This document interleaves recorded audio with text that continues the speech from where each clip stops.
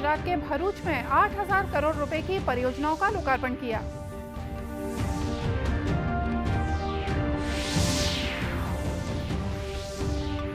मुख्यमंत्री ने राज्य की सभी सड़कों को दिसंबर तक गड्ढा मुक्त करने के दिए निर्देश।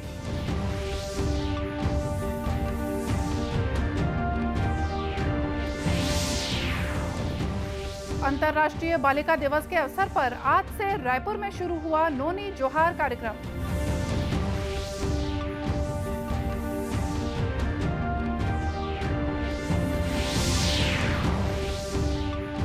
और विश्व मानसिक स्वास्थ्य दिवस के मौके पर राज्य में किया जा रहा है जागरूकता कार्यक्रमों का आयोजन।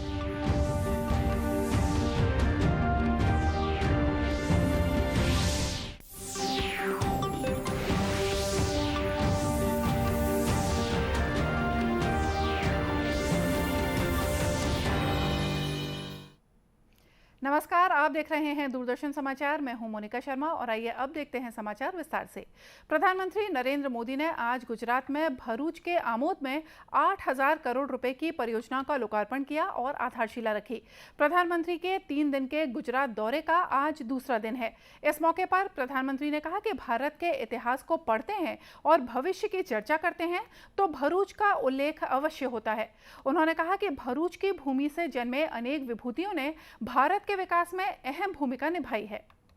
बार मैं ऐसे समय में भरूच आया हूं जब देश आजादी का अमृत महोत्सव मना रहा है। जब भी हम भारत के इतिहास को पढ़ते हैं और भविष्य की बात करते हैं तो भरूच की चर्चा हमेशा गर्व के साथ होती है। इसी धरती ने ऐसी अनेकों संतानों को जन्म दिया है जिन्होंने अपने काम से देश का गौरव बढ़ाया है। जैसे हमारे धरती पुत्र कन्हैयालाल माणेकलाल मुंशी जी, संविधान निर्माण में देश अनेक योगदान को उनको कभी भी भूल नहीं सकता है। सोमनाथ के मंदिर के भव्य निर्माण में सरदार के साथ कंधे से कंधा मिलाकर के चलने वाले मुंशी साहब की भूमिका को कोई भूल नहीं सकता है। इतना ही नहीं, भारतीय संगीत के सिरमौर, उसको बुलंदी देने वाले पंडित रोमनाथ ठाकुर, उनका नाता भी तो इसी मिट्टी से रहा है।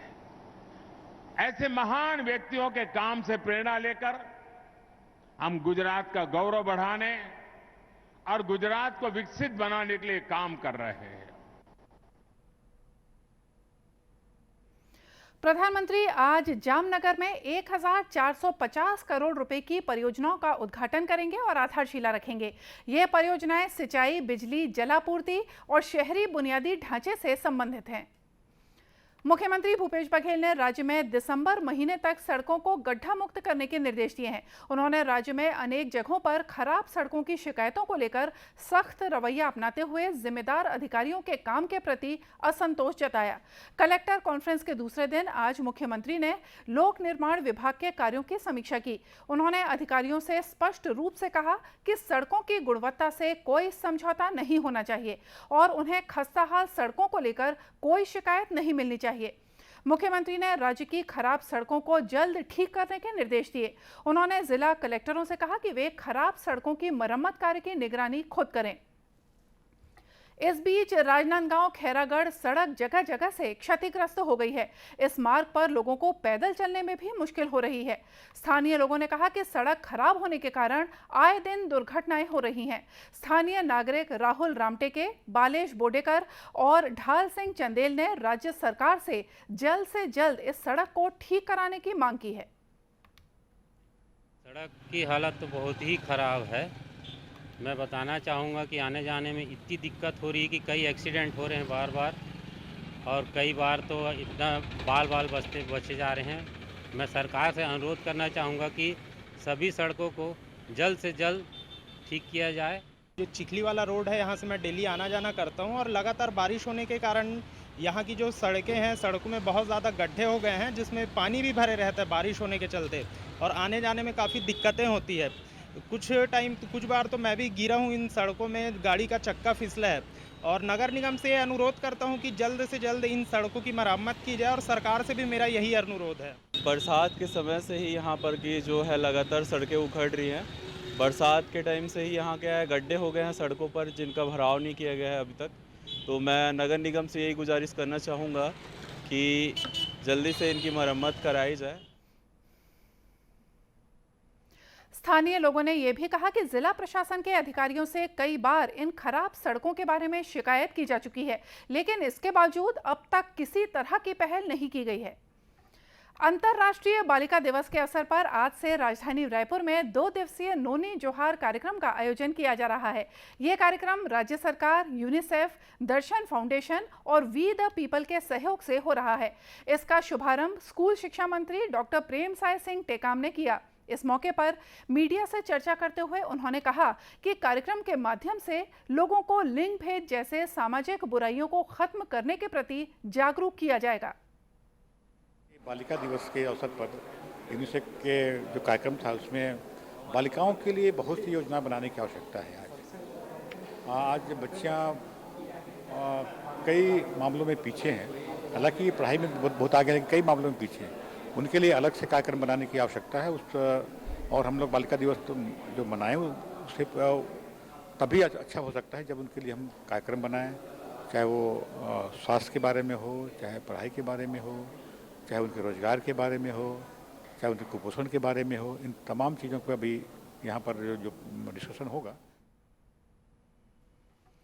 आयोजक मंडल की जसमीत ने बताया कि 2 दिवसीय इस कार्यक्रम का मुख्य उद्देश्य महिला पुरुष की असमानता को कम करना और महिलाओं के शक्ति, सम्मान और स्वाभिमान की रक्षा के लिए लोगों को प्रेरित करना है। के अवसर पर यूनिसेफ, दर्शन फाउंडेशन, अलायंस और हमारे जिला प्रशासन के साथ मिलकर हम नौनी जोहार अभियान को शुरू करने जा रहे हैं। और इस अभियान में हम ये मैसेज देना चाह रहे हैं कि जितनी भी बालिकाएं अपने सपनों को पूरा कर पाएँ, स्वस्थ जीवन जी पाएँ और आगे वो बेहतर जीवन जीने के लिए प्रोत्साहित कर पाएँ। यही हमारी सोच के साथ हमने ये आज के 2 दिवसीय कार्यक्रम को शुरुआत किया है। और इस कार्यक्रम में संदेश रहेगा कि स्वस्थ और सपनों के साथ बालिकाएं आगे बढ़ें। इस कार्यक्रम में प्रदेश के कोने कोने से परिवर्तन की वाहक बनी गेम चेंजर बालिकाएं आ रही हैं, जिन्होंने अपने अनूठे कार्यों से समाज को एक नई दिशा दी है। इनमें लेखिका, खिलाड़ी और रंगमंच के कलाकार भी शामिल हैं। अब लेते हैं एक छोटा सा विराम, बाकी समाचार इस संदेश के बाद।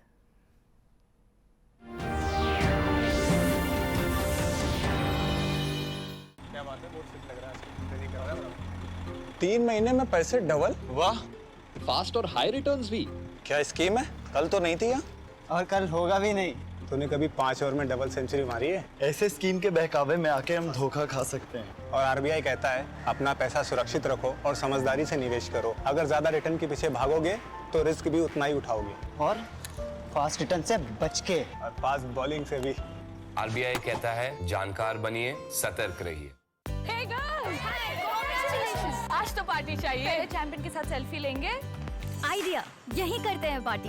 Pizza party. ये चल अपना कार्ड और पिन दे। मेरे कार्ड की डिटेल्स मैं खुद ही डालूंगी। आरबीआई कहता है अपना पिन, ओटीपी, सीवीवी या इंटरनेट बैंकिंग पासवर्ड किसी के साथ शेयर ना करें। ऑनलाइन बैंकिंग सिर्फ अपने कंप्यूटर, मोबाइल और सिक्योर नेटवर्क से करें। बाय गर्ल्स, कहाँ जा रही है? सुना नहीं? No sharing. आरबीआई कहता है जानकार बनिए, सतर्क रहिए।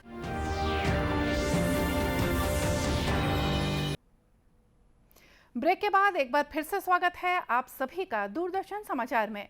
विश्व मानसिक स्वास्थ्य दिवस के मौके पर आज छत्तीसगढ़ के सभी जिलों में जागरूकता कार्यक्रमों का आयोजन किया जा रहा है। इसी कड़ी में दुर्ग में भारतीय साइकेट्रिक सोसाइटी और छत्तीसगढ़ साइकेट्रिक सोसाइटी ने संयुक्त रूप से लोगों को मानसिक रोगों से छुटकारा दिलाने और जागरूकता के लिए अभियान का शुभारंभ किया।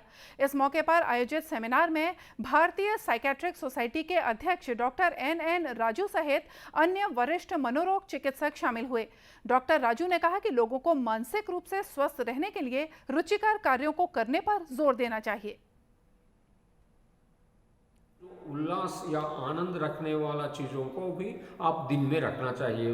मानिए आपको गाना अच्छा लगता है, और किसी को डांस करना अच्छा लगता है, किसी को पढ़ना अच्छा लगता है। जो भी आपको मन को थोड़ा उत्तेजित करे, उस हैबिट को आप और शार्पन करके और ज़्यादा से ज़्यादा उल्लास रखने में, मतलब एक डेली प्लानिंग तो रखना चाहिए कि डेली शेड्यूल तो होना चाहिए। दुर्ग जिले के पुलिस अधीक्षक डॉक्टर अभिषेक पल्लव ने कहा कि मानसिक स्वास्थ्य में सुधार के प्रयास बचपन से ही किए जाने की जरूरत है। उन्होंने कहा कि मानसिक रोग के कारण ही आत्महत्या के मामले बढ़े हैं।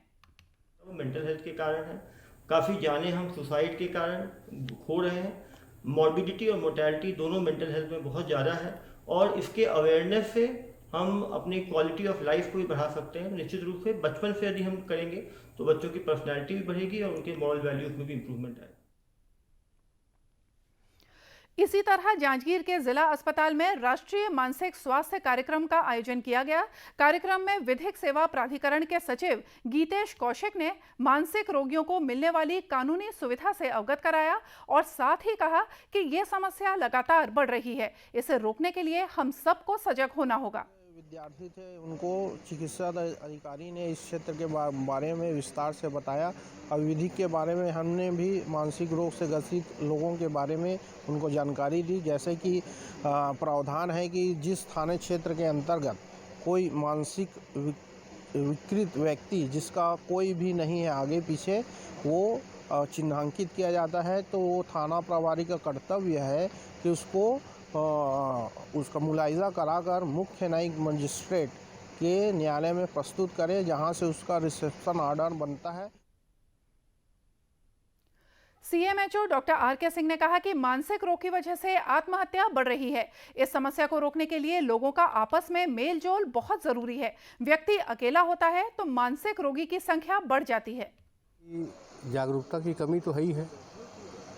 हम सब मानसिक सलाह लेने के लिए बचते हैं, और मानसिक समस्या अभी हर 7% लोगों को ये है, और मानसिक जो इशू हैं उनकी संख्या तो बहुत ज़्यादा है, लेकिन मानसिक रोगियों की भी संख्या 7 से 10% के बीच हमारे समाज में है। आत्महत्या की दर जैसे कि 0.5 से 0.9 के बीच है हमारे समाज में, और हर आत्महत्या के पीछे तो मानसिक रोग नहीं होता, लेकिन बहुत सारी आत्महत्याएं हैं जो मानसिक भावात्मक। Civil surgeon A K. जगत ने भी कहा कि समय रहते मानसिक रोग से निपटना बहुत जरूरी है, बाद में ये खतरनाक हो जाता है। बदलते परिवेश के साथ ये समस्या लगातार बढ़ती जा रही है।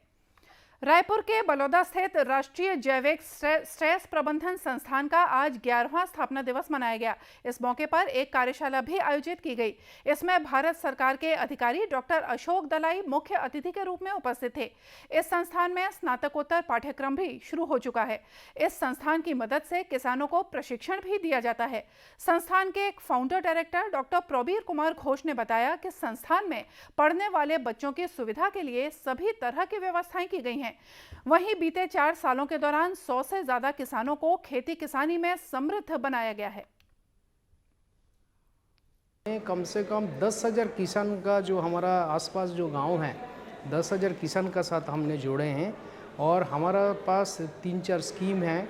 फार्मर्स फर्स्ट का स्कीम है, SC/SP सेंट्रल गवर्नमेंट का स्कीम है, TSP सेंट्रल गवर्नमेंट का स्कीम है, बायोटेक किसान एक अच्छा स्कीम है। तो ये 4-5 स्कीम का साथ हमने कम से कम 10,000 फार्मर्स को जोड़े हैं। और ये हमारे जो यहाँ पे रायपुर में जो इंदिरा गांधी कृषि विश्वविद्यालय है, उनका अंडर में जितना KVK है, तो 5-6 KVK हमको अच्छा सहायता कर रहा है, असिस्टेंट दे रहा है, जो ये फार्मर्स फील्ड में ये 3-4 प्रोजेक्ट जो है इसको इम्प्लीमेंटेशन करने के लिए। और किसान को हमने यहाँ पे 4 साल का अंदर 100 से ज़्यादा सक्सेस स्टोरी बनाया। कार्यक्रम में शामिल विशेषज्ञों ने अपने विचार रखे। और इसी के साथ ये समाचार बुलेटिन यहीं समाप्त हुआ। नमस्कार।